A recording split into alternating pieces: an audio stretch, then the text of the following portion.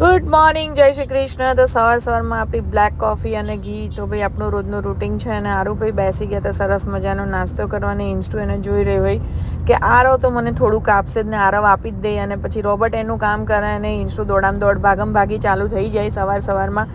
અને મેં મારો બનાવી નાખ્યો બાજરીનો રોટલો. બહુ દિવસથી ખાવાનો હતો તો પછી આપણે મલ્ટીગ્રેન કરીને બનાવી નાખ્યો મસ્ત મજાનો રોટલો. અને પછી આરુભાઈ અઠવાડિયાથી કહેતા હતા મને પગમાં દુખે અને ખુદને જ કંઈ ખબર નથી. અમને તેવું કે નોર્મલ સોજો હશે, પણ ભાઈને આવી ગયું પગમાં ફ્રેક્ચર.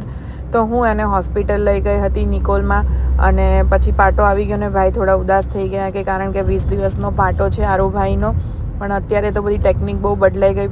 પેલો આપણે પહેલાં આવતો ને કયો પાટો આવતો તો પ્લાસ્ટરવાળો પાટો હતો, પણ આ એક પ્લાસ્ટિકવાળો કંઈક ડિફરન્ટ છે. અને 9:30 વાગે આવીને અમે મસ્ત પાલકની ભાજી બનાવી નાખી. અને સરગવાનું સૂપ બનાવવા માટે એડવાન્સમાં એને રેડી કરીને ફ્રોઝન કરી દેવાનો છે.